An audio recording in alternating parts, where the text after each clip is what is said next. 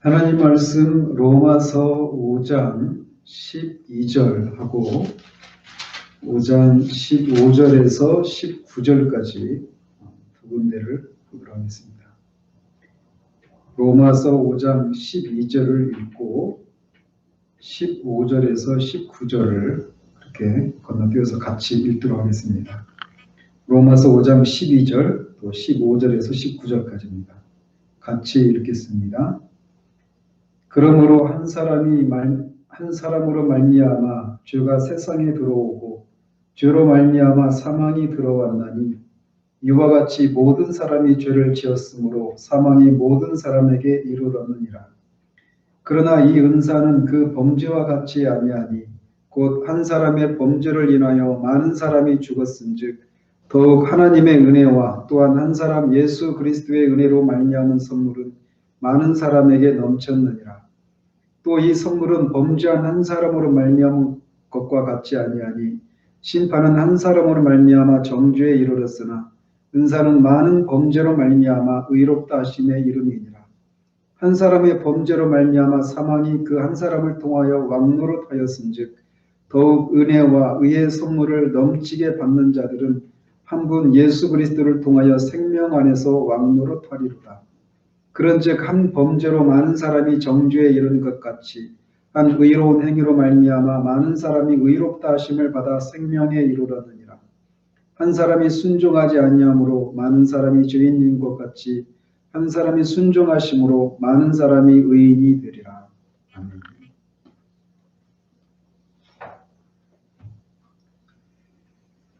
지난주부터 우리는 인간의 타락에 대해서 살피기 시작했습니다. 그러면서 지난주에는 6장 1항과 2항을 통해 무엇인지를 살펴보았습니다.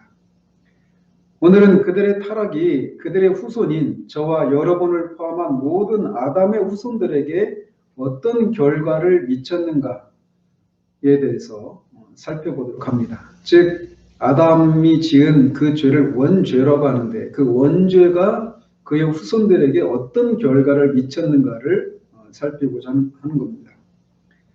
그래서 그 6장 3항을 보시면 이렇게 되어 있습니다. 그들이 온 인류의 시조이기 때문에 그들이 범한 이 같은 죄책은 모든 후손들에게 전가되었고 또 그 죄로 인하여 바로 그 사망과 부패한 성품이 통상적인 출생법에 의하여 그 시조들에게서부터 후손들에게 유전되었다라고 고백합니다. 그래서 여기 6장 3항에서 고백하고 있는 것은 크게 두 가지입니다.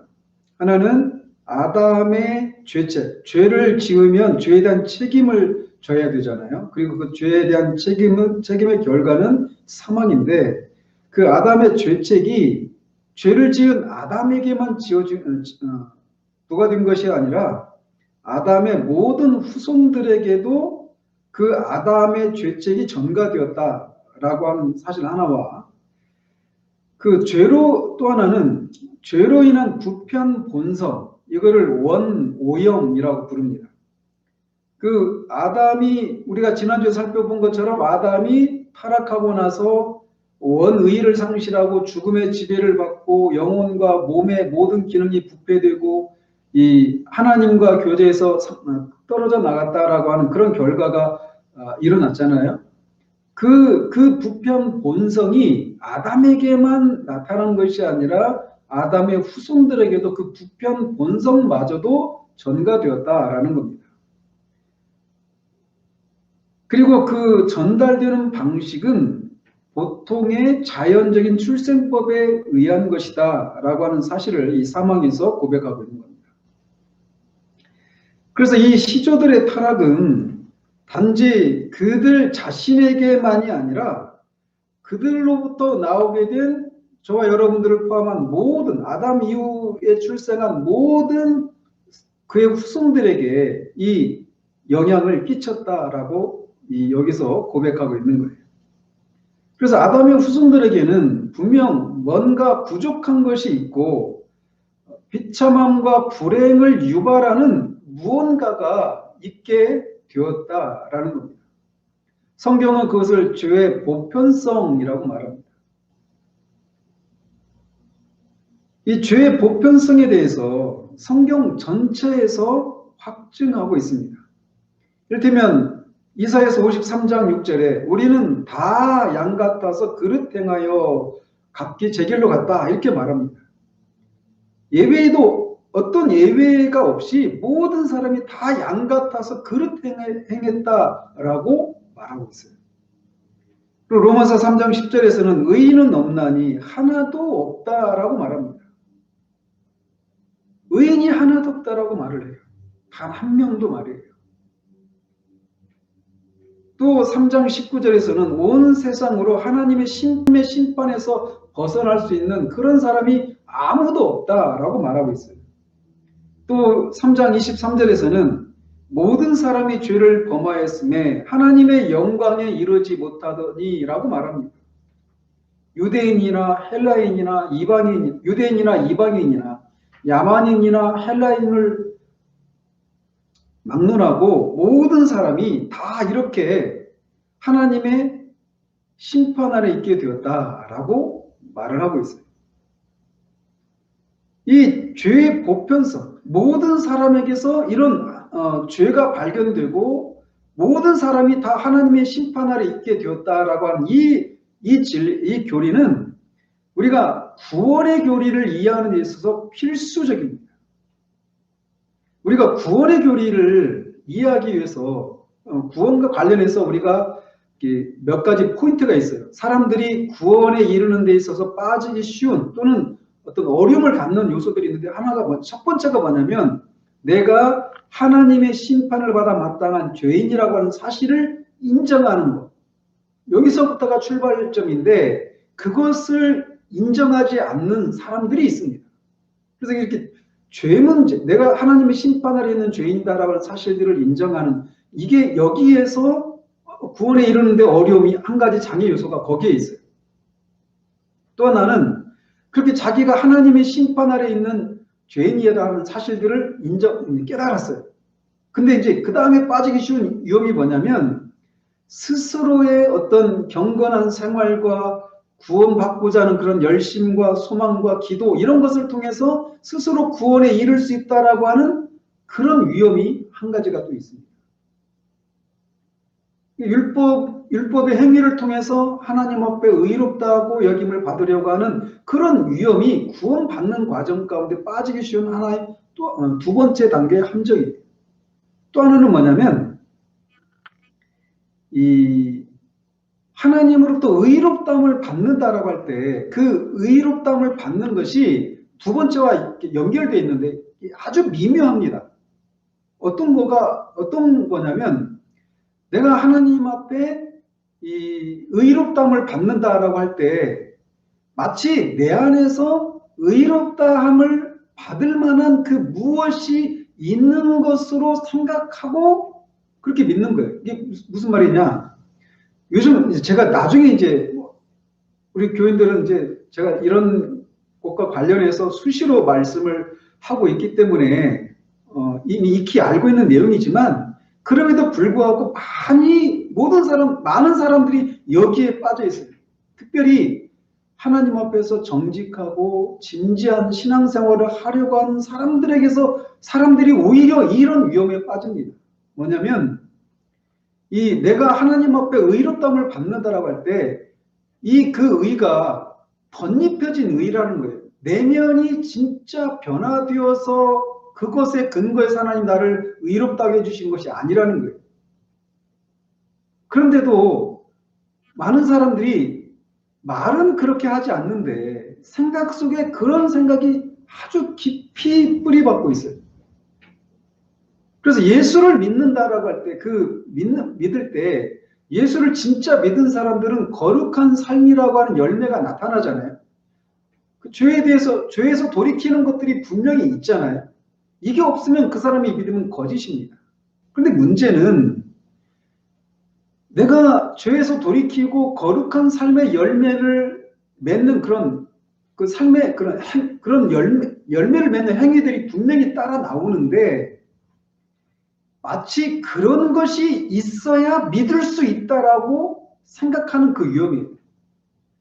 여기가 굉장히 많은 사람들이, 진지한 사람들이 빠져있는 위험 중에 한 부분입니다. 그러나 이제 우리가 하나님으로부터 의롭다함을 받는 것은 우리의 어떤 본성이, 내면의 변화가 의가 주입되어서 그것에 근거해서 하나님 우리를 의롭다 하시는 것이 아니라 그리스도의 전가된 의에 의해서, 덧입혀진 의에 근거해서 우리를 의롭다 하시는 거거든요. 근데 그렇게 해서, 그래서 나는 여전히 불의한데, 내 밖에서, 객관적으로 십자가에서 이루신 그 그리스도의 완전한 구속사역에 의해서 나를 의롭다고 해주신단 말이에요. 그래서 그것을 믿었어요. 그래서 진짜 의롭게 되었습니다. 죄 용서를 받았어요.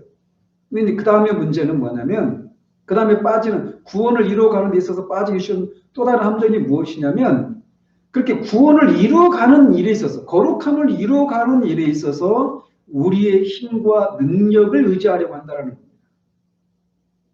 성령의 능력을 쫓아서 살아가야 되는데, 성령의 능력을 힘입어서 성령의 인도를 받으면서 그렇게 순종하며 나가야 되는데, 그 과정에서 나의 이 아담으로부터 타고난 어떤 본성적인 열심과 지혜와 능력과 힘을 의지해서 구원을 이루어가려고 하는 그 위험이 구원을 이루어가는 데 있어서 빠지기 쉬운 함정이에요.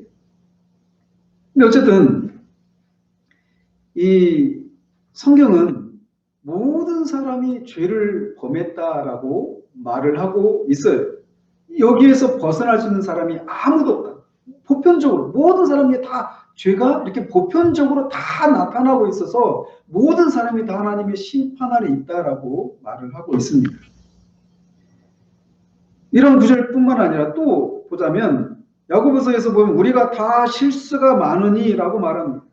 또 요한사도는 만일 우리가 죄가 없다고 말하면 스스로 속이고 또 진리가 우리 속에 있지 아니할 것이요 라고 말합니다. 더 나아가서 만일 우리가 범죄하지 아니하였다 하면 하나님을 거짓말하는 이로 만드는 것이니 또한 그의 말씀이 우리 속에 있지 아니하다라고 말합니다. 그래서 이런 구절들이 죄의 보편성을 말해주는 대표적인 구절들인데 이 구절들을 통해서 말하고 있는 것은 온 세상이, 모든 사람이 죄를 범했다라고 하는 것을 확정적으로 말해주고 있는 거예요. 여기서 우리가 주의해야 될 것은 모든 사람이 죄의 영향을 받았다라고 성경이 말하고 있지 않다라는 겁니다. 어떤 영향을 받는다라고 하는 것은 내 밖에 어떤 외부에 있는 그것에 의해서 내가 영향을 받는 거잖아요. 그러니까 죄가 내 밖에, 우리 밖에 있는 어떤 실체인데 그 죄의 영향을 받았다 이렇게 말하지 않아요. 모든 사람이 죄의 영향을 받았다 이렇게 말하고 있지 않고 우리의 존재 모든 부분이 우리의 본성에 죄가 영향을 끼쳤다라고 말합니다. 즉 인간 존재의 모든 부분, 몸과 혼과 영, 이 모든 것이 영향을 받았다라고 말하고 있습니다.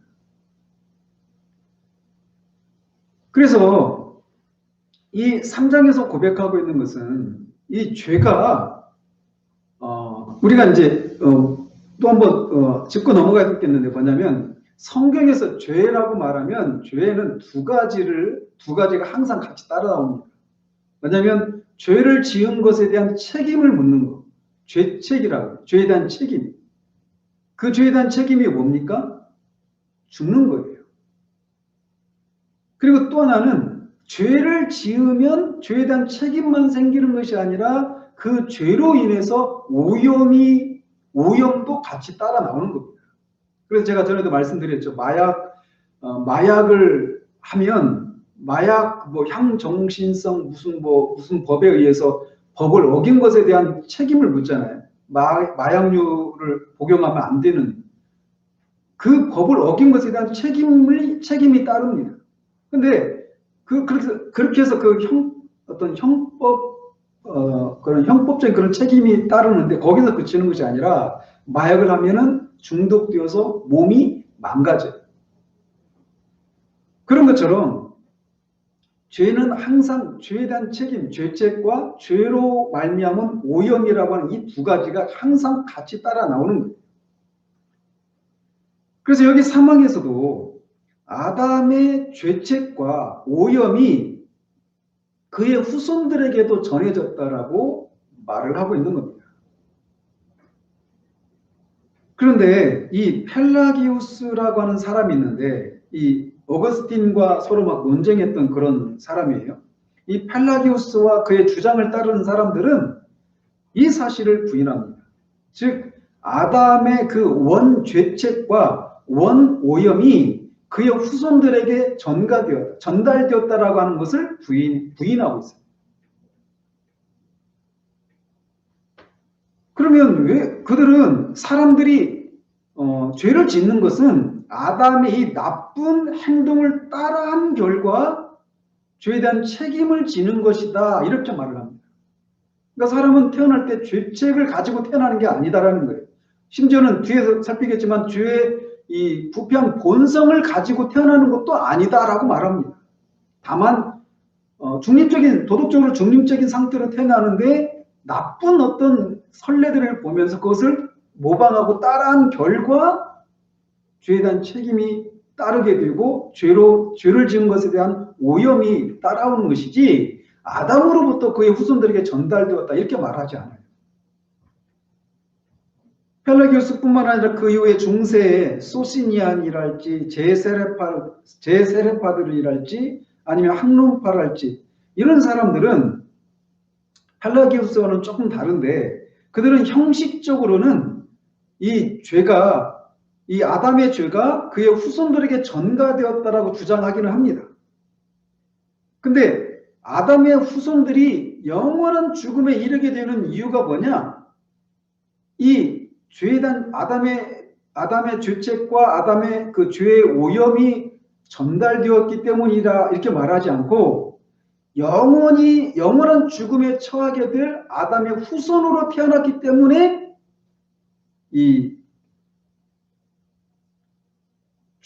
아담의 후손들이 죽는 것이라고 주장하는 것을 통해서 실제적으로는 아담의 죄책이 그의 후손들에게 전달된다, 이거를 부인하고 있습니다.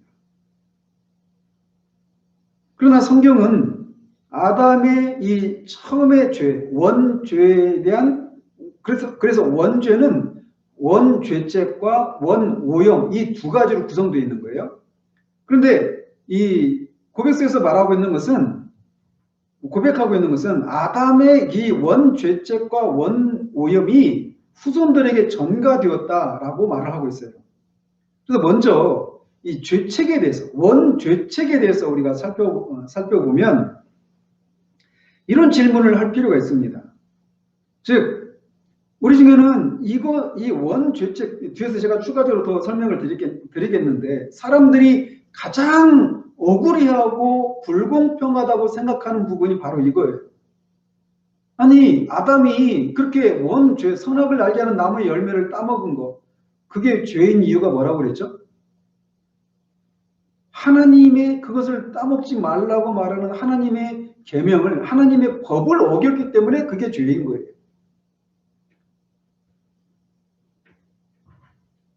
즉, 아담이 그 하나님의 법을 어겼을 때 우리는 그때 존재하지도 않았단 말이에요. 따라서 당연히 그 선악을 알게 한 나무를 본 적도 없고 따먹은 적도 당연히 없죠. 그런데 어떻게 아담이 그 하나님의 법을 어기고 타락한 그 죄에 대한 책임을 그런 일을 한 적도 없는, 존재하지도 않았던 우리가 떠나야 하는가? 이것이 사람들이 받아들이기 어려워하는 부분이에요. 어렵다는 표현보다는 분노하기까지 하죠. 왜냐하면 불공평하다고 말이죠. 그런데 성경은 분명히 아담이 지은 그 죄책이 그의 후손들에게도 전달되었다라고 말하고 있다는 거예요. 그럼 어떻게 그걸 설명할 수 있느냐? 그것은 아담이 인류의 자연적인 머리일 뿐만 아니라 하나님이 그와 언약을 맺으시면서 그를 인류의 대표로 정하셨기 때문이다 라고 성경은 말합니다. 이 언약설 혹은 대표설이라고 말을 하는 거예요. 이것에 대해서 비슷한 비유가 히브리서 7장입니다. 히브리서 7장에 보면 아브라함이 멜기세덱에게 축복을 받고 멜기세덱에게 11조를 바치는 그 사건을 그렇게 설명해요.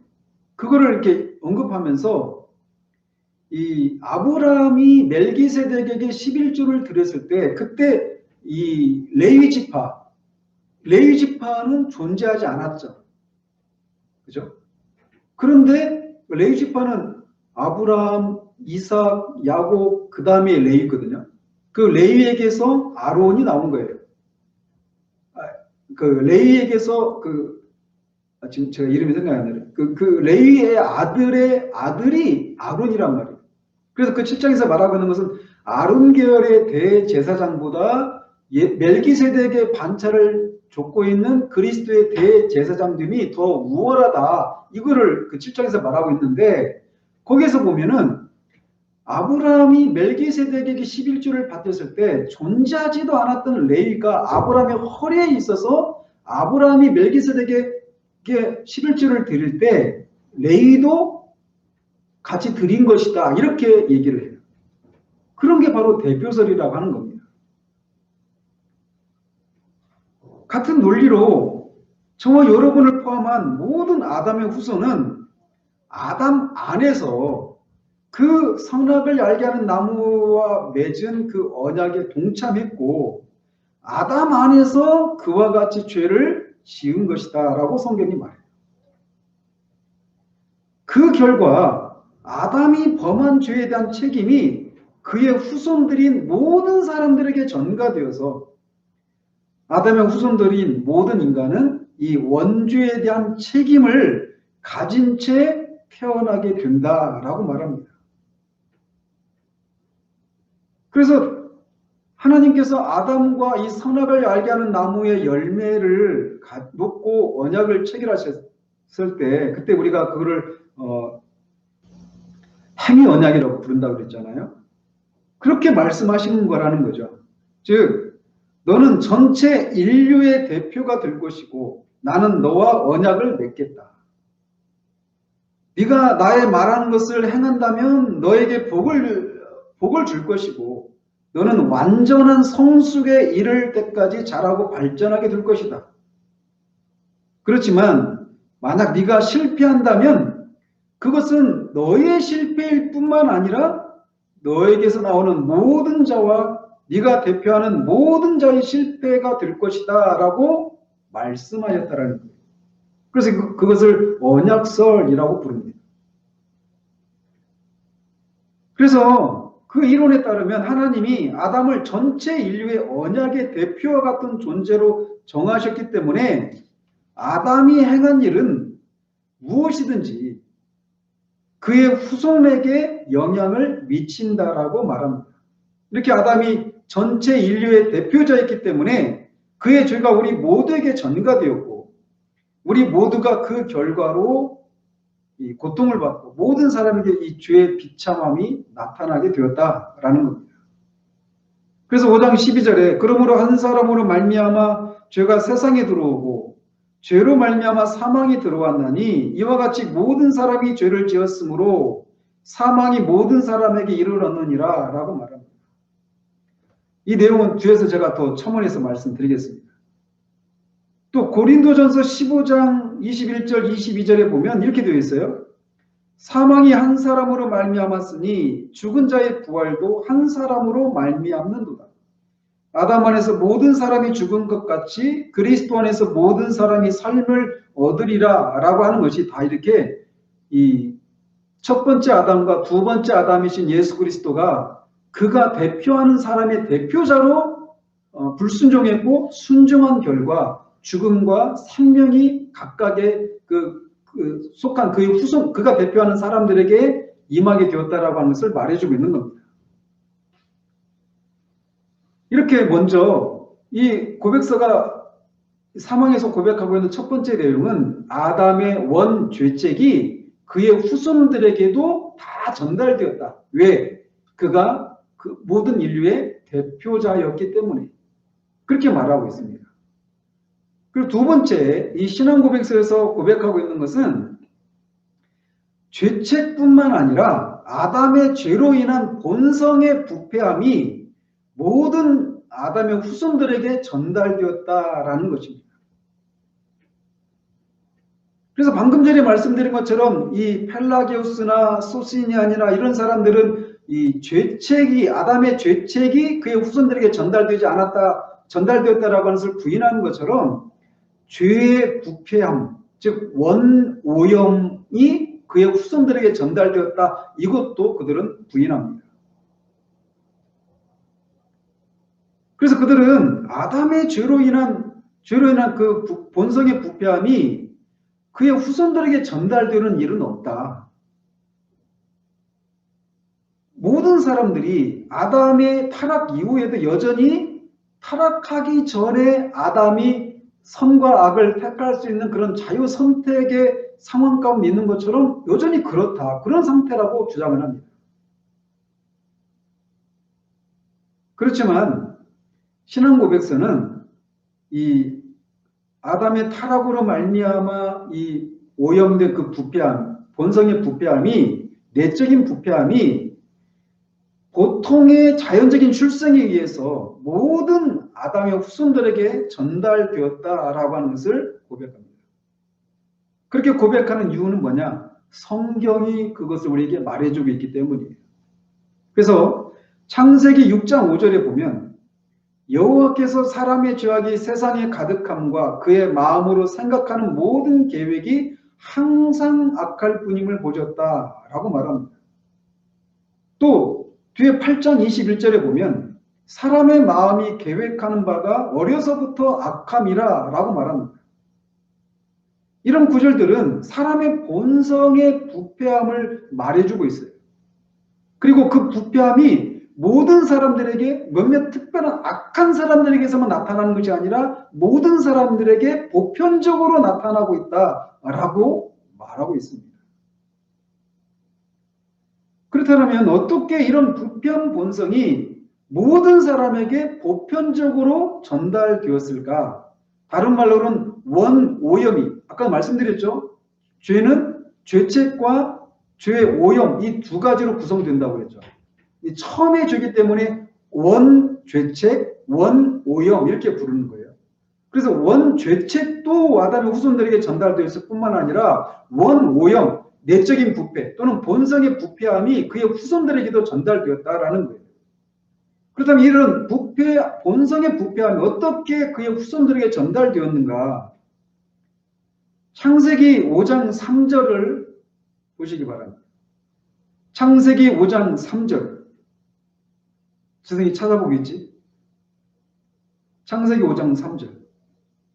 같이 한번 읽겠습니다.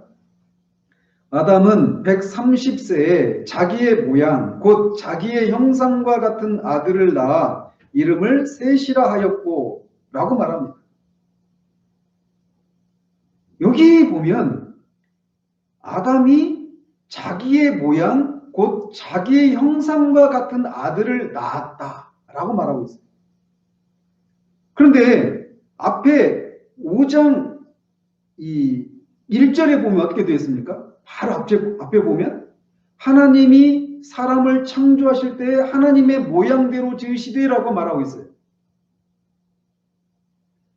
아담이 타락하기 전에는 아담을 하나님이 자기의 모양과 형상으로 지으셨는데 아담이 타락한 이후에 그가 낳은 아들을 향해서는 자기의 모양, 곧 자기의 형상을 따라 아들을 낳았다라고 말하고 있어요.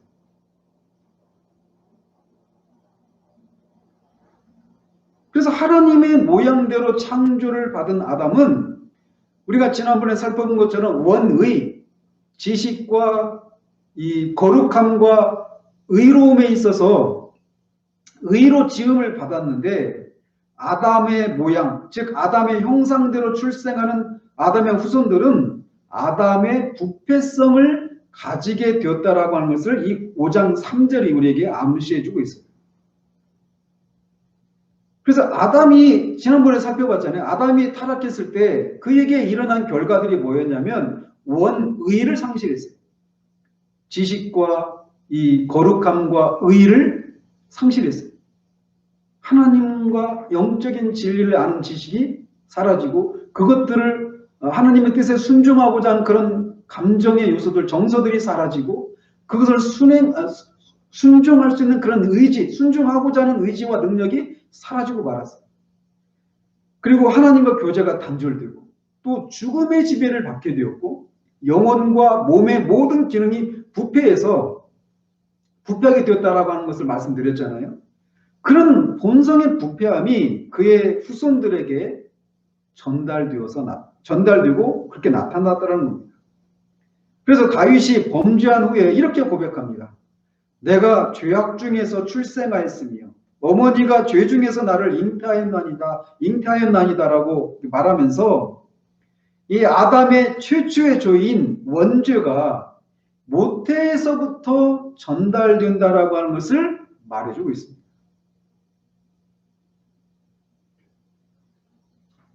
그래서 이것을 사도 바울은 고린도전서 15장에서는 이 아담 안에 있는 사람과 두 번째 아담이신 그리스도 안에 있는 사람을 이렇게 묘사합니다. 고린도전서 15장 49절 보면 이렇게 되어 있어요. 우리가 흙에 속한 자의 형상을 입은 것 같이 또한 하늘에 속한 이의 형상을 입으리라 이렇게 말합니다. 아담의 형상, 흙에 속한 형상, 흙에 속한 자의 형상, 하늘에 속한 이의 형상 이렇게 말을 하면서 아담 안에 있는 사람이 그 아담의 그 원 오염이 전달되었다라고 하는 것을 간접적으로 교현하고 있습니다. 그래서 타락 이후에 아담의 후손들은 흙에 속한 형상, 즉 첫째 아담의 형상을 따라서 흙에 속하고 썩어질 자들일 반면에 그리스도에게 속한 자들은 하늘에 속한 형상, 곧 둘째 아담의 형상을 따라서 하늘에 속하고 썩지 않을 자들이 된다라고 말을 합니다. 또 요한복음 3장 5절 6절에 보면 육으로 난 것은 육이요라고 말합니다. 또 에베소서 2장 3절에 전에는 우리도 다 그 가운데서 우리 육체의 욕심을 따라 지내며 육체와 마음에 원하는 것을 하여 다른 이들과 같이 본질상 진노의 자녀였더니 라고 말하면서 본성의 부패함이 아담의 후손들에게 보편적으로 나타나는데 나타난다고 하는 것을 말해주고 있다는 겁니다. 이렇게 아담의 그 원죄에 대한 책임, 원죄책과 그 아담의 그 부패 타락으로 말미암은 부패한 본성, 즉 죄의 오염, 원 오염이 그의 후손들에게 전달되었다. 죄책이 전달되는 방식은 아담이 모든 인류의 대표로서 행동했기 때문에 그가 행동한 그 결과가 그의 후손들에게 미쳤다. 죄에 대한 책임은 대표서를 가지고 언약서를 가지고 설명을 하고 있고 성경은 이 부패한 본성, 원 오염이 전달되는 것은 보통의 출생 방법, 즉 남자와 여자가 결합하는 것, 성적인 결합을 통해서 난 그런 방식으로 전달돼서 모태에서부터 그 죄의 부패한 본성이 사람들에게 전달되어서 나타난다라고 말한다는 거죠. 그런데 이렇게 성경은 이렇게 이 두 가지, 즉 아담과 그 원 오염과 원 죄책이 아담으로부터 그의 후손들에게 전달된다, 물려받았다 이렇게 말하고 있는데 어떤 사람들은 원 오염은 인정하면서도 원 죄책에 대해서는 인정하지 않는 사람들이 있어요.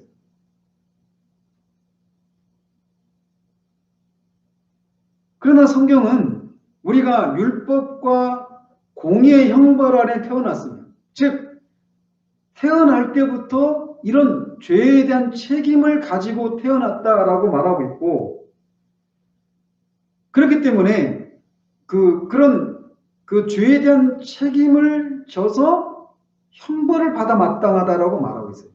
그것에 대한 증거가 뭡니까? 태어나면서부터 다 죽을 수 있는 상태로 태어나는 거예요.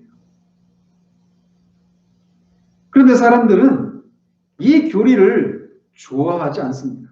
죄책이 전가되었다라고 하는, 죄의 오염은 전가되었다, 그래 부패한 본성은 전가되었다, 이거를 모든 사람이 받아들이는 건 아니지만 그래도 그것에 대해서는 죄책이 전가되었다라고 하는 것을 부인하 반발하는 것에 비하면 그래도 좀 덜해요. 그런데 죄책이 전가되었다, 이것은 사람들이 정말 받아들이기를 거부하는 그런 교리입니다. 그래서 그걸 좋아하지 않아요. 그래서 그런 사람들은 우리가 뭔가 죄를 실제로 저지르기 전까지는 죄에 대한 책임이 없다라고 말합니다. 그리고 우리가 이런 악을 행할 수 있는 그런 부패한 본성을 가지고 태어나긴 했지만 그것 자체로 죄는 아니다라고 말하는 거예요. 실제로 그런 본성을 가지고 있어도, 그런 부패한 본성을 가지고 있어도 실제로 어떤 죄를 지을 때야 그때서야 죄에 대한 책임이 따르는 것이지, 부패한 본성을 가지고 있는 것 자체가 죄에 대한 책임을 지는 건 아니다, 이렇게 주장한단 말이죠. 이성적으로 생각하면 그들의 주장이 합리적이죠. 그런데 성경은 죄에 대한 책임을 모든 인간이 태어나면서부터 가지고 태어난다라고 말하고 있어요. 죄의 오염만 가지고 태어나는 것이 아니라 죄의 책임, 이 아담의 죄에 대한 책임도 가지고 태어난다라고 말하고 있다라는 겁니다.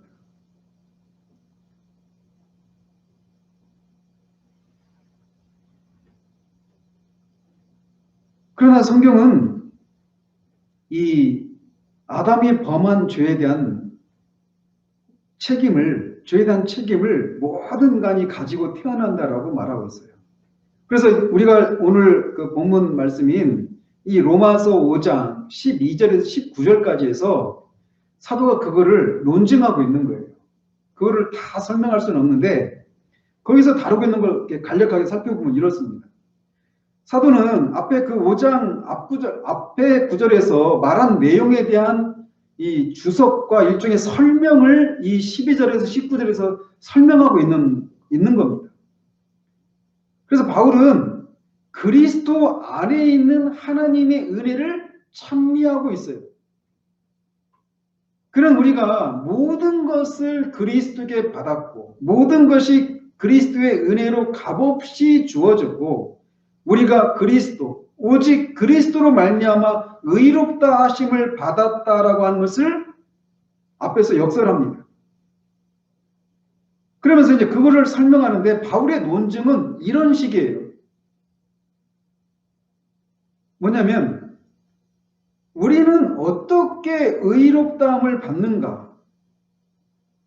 그것을 바울은 뭐라고 말을 하냐면 아무 행위도 하지 않은 채로 하나님이 예수 그리스도의 의를 전가시켜 주기 때문에 의롭다함을 받는다라고 말합니다.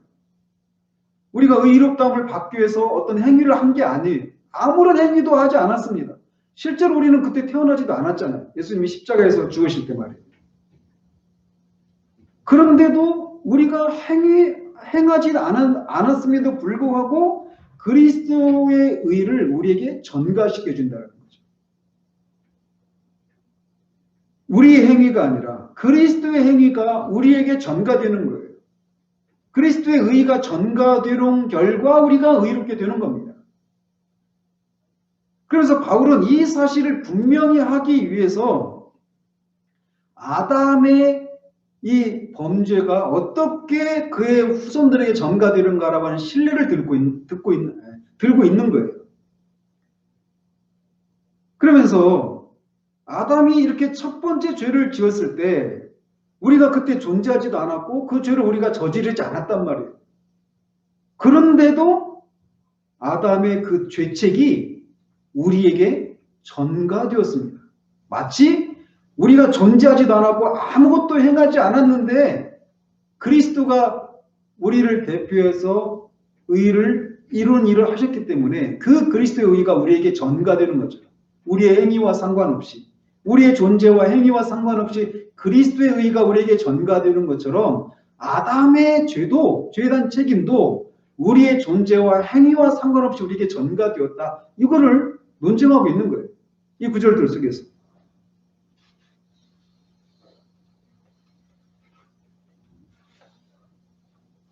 그러면서 12절을 말하는 겁니다. 그러므로 한 사람을 말미암아 죄가 세상에 들어오고 죄로 말미암아 사망이 들어왔나니 이와 같이 모든 사람이 죄를 지었으므로 사망이 모든 사람에게 이르렀느니라 라고 말하고 있습니다. 자, 죄는 항상 죄에 대한 책임과 죄에 대한 오염으로 구성된다고 말씀드렸죠. 근데 죄에 대한 책임은 뭐냐면 죽는 거예요. 근데 보십시오. 여기 보면은 12절에 보면 한 사람으로 말미암아 죄가 세상에 들어오고 죄로 말미암아 사망이 들어왔다. 그리고 모든 사람들이 죄를 지었고 사망이 모든 사람에게 이르렀다. 즉 모든 사람은 다 죄의 죽음의 지배를 받고 있어요. 죽음이 왕노릇하고 있다라고 뒤에서 말하죠. 그래서 그게 말하는 게 이런 거예요. 뭐냐면 그러니까 죄가 뭡니까? 죄는 하나님의 법을 어기는 거예요. 그런데 이 기록된 하나님의 법인 율법은 언제 주어졌습니까? 모세를 통해서 주어진 거예요. 자, 그런데 죄가 있긴 있었죠. 그러니까 죄가 뭐냐면 율법을 어기거나 율법이 요구하는 것에 모자라는 것. 이게 죄에 대한 정의예요. 그런데 율법은 모세 때 주어졌어요. 그럼 모세 전에는 죄가 있긴 있었지만 율법에 의해서 그 죄가 정죄를 받을 수 있었습니까? 없었습니까? 없었죠. 왜? 율법이 없었으니까. 그러나 죄가 있었어요? 없었어요? 죄는 있었죠. 그런데 그걸 처벌할 수가 없어요. 정죄할 수가 없어요. 법이 없으니까. 그런데 그러면 모세의 율법이 주어지기 전까지 죄가 있긴 있었지만 그것을 처벌하고 정죄할 수는 없었어요. 그러면 죄가 없었느냐? 아니, 죄가 있었어요. 그리고 그 죄에 대해서는 어떻게 해야 됩니까? 반드시 책임을 물어야죠. 값을 치러야 돼요. 그러면 그 죄에 대한 값이 뭐예요? 죽는 겁니다. 사망이에요. 그러면 죄가 모세를 통해 율법이 들어오기 전까지 죄가 있긴 있지만 그 죄를 처벌할 수는 없었어요. 법 규정이 없으니까. 그런데 죄에 대한 값인 사망은 있었죠. 그럼 모세 율법이 들어오기 전에 죽었던 사람들은 왜 무엇에 의해서 정죄를 받고 죽은 걸까요? 모세 율법이 아니라 아담의 죄에 대한 책임으로 죽는 거예요.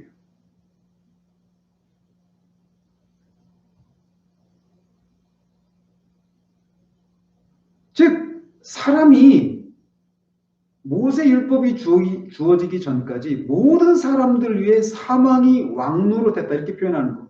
사망이 모든 사람들이 쉽게 말하면 모든 사람이 그때도 죽었다라는 거예요. 그건 뭐냐? 그거는 그들이 한 가지밖에 없다라는 겁니다. 아담의 그 죄에 대한 책임으로 죽은 거예요. 그래서 사람이 죽는다라고 하는 것은 그가 태어날 때부터 아담의 그 죄책을 가지고 태어난다라고 하는 강력한 증거라고 여기서 논증하고 있는 겁니다.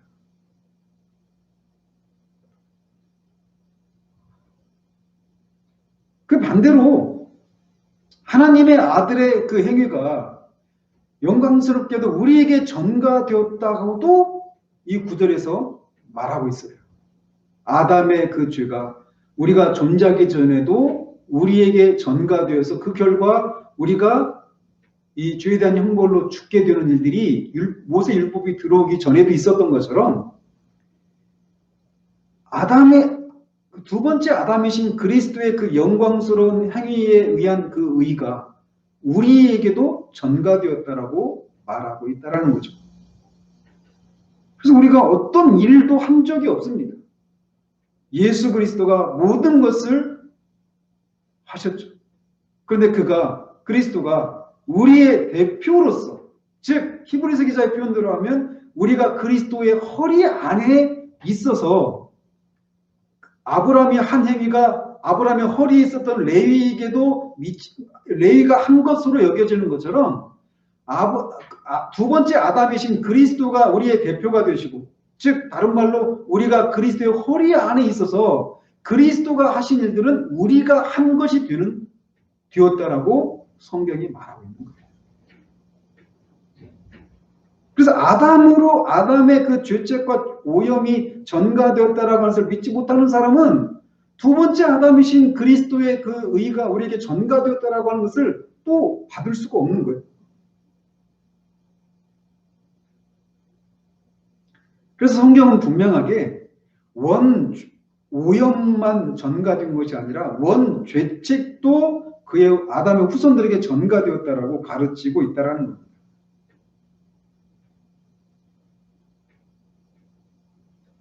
그래서 이 원 죄책의 교리가 전가되었다라고 하는 것을 우리가 강력하게 가르칠 필요가 있는 것은 그리스도의 의가 우리에게 전가되었다라고 하는 것을 이해하는 데 있어서 필수적이기 때문에 그래요. 그래서 로마서 5장은 우리의 구원에서 그리스도 안에 있는 하나님의 은혜가 대단히 놀라운 방식으로 나타나 있는 겁니다.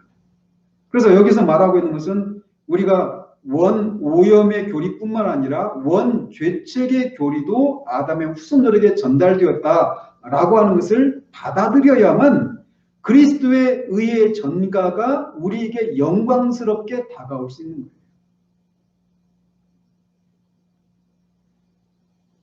그래서 마지막으로 이 오염된 본성, 이 부패한 오염된 본성이 어떻게 그의 후손들에게 전달되었는가에 대해서는 신앙고백서는 그냥 보통의 출생 방식을 따라서 태어난 사람들에게 전달되었다라고 말하고 있습니다. 그래서 말씀드린 것처럼 통상적인 방법으로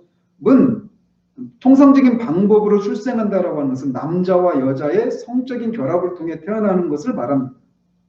그래서 모든 사람은 다 그런 식으로 태어나죠. 그러나 오직 한 인간만은 이런 방식으로 태어나지 않았습니다. 모든 보통의 출생의 방식을 따라 아담의 부패한 본성이 전달되기 때문에 만약 모든 사람 그래서 그렇게 태어나면서도 원 죄책과 원 오염을 가지고 태어나는데 거기서 예외가 있는 한 존재가 있는데 그분이 바로 우리 주 예수 그리스도이십니다. 그래서 우리 주 그리스도는 성령의 역사하심을 통해서 아담의 죄로부터 벗어나서 죄책이나 부패함이 없이 태어나신 것입니다. 분명 그는 아담의 후손 중 하나이셨지만 이 보통의 출생의 방법을 거치지 않고 성령의 역사하심을 통해 태어나시기 때문에 인간이시면서 우리를 하나님 앞에 대표할 수 있는 죄 없는 화목제물로 태어나신 것입니다. 이렇게 그리스도를 제외한 아담의 모든 후손들, 즉 통상적인 방법으로 출생한 모든 인류는 아담과 함께 넘어졌습니다. 한 사람으로 말미암아 죄가 세상에 들어오고 죄로 말미암아 사망이 들어왔나니 이와 같이 모든 사람이 죄를 지었으므로 사망이 모든 사람에게 이르렀느니라. 근데 복음은 뭐예요? 이런 상태 가운데 있는 우리. 이제 뒤에 이제 사항에서 살피겠지만 이런 상태 가운데 있는 아담의 후손들의 영적인 상황은 어떠한가? 전적으로 부패해 있고 전적으로 무능력하다라고 하는 것을 성경이 우리에게 말해주고 있어요. 그래서 우리가 무능력하기 때문에 스스로 그 하나님의 이 죄책과 오염으로부터 또 우리의 자범죄로 말미암은 그런 형벌로부터 우리가 벗어날 수 없기 때문에 밖에서 하나님 아들이 오신 거예요. 그래서 사도가 막 그걸 찬양하는 거예요. 미쁘도다. 하나님의 아들이 우리를 구원하시기 위해서 오셨다라고 하는 사실. 그래서 기쁘다 구주 오셨네. 이게 진짜 그래서 기쁘다 구주 오셨네라고 하는 찬양을 하게 되는 겁니다. 이 찬양이 우리 모두의 찬양이고 영원한 감사의 제목인 우리 모두이기를 바랍니다. 다음 주에는 이 사항을 통해서 전적인 부패와 전적인 그런 무능력의 상태, 이것이 무엇을 의미하는지 이 내용을 좀 더 살펴보도록 하겠습니다. 기도하겠습니다. 하나님 아버지, 아담의 그 타락으로 말미암아 그의 후손들에게 어떤 일들이 일어나게 되었는지 6장 3왕을 통해서 살펴보았습니다. 고백하고 있듯이 그 아담의 그 원 죄책과 원 오염이 그의 후손들에게 모두 전달되었다라고 성경의 근거에서 바르게 고백하고 있는 것을 살펴보았습니다. 우리가 태어나지도 않았는데, 우리가 그 행위를 저지르지도 않았는데, 아담이 우리의 대표로서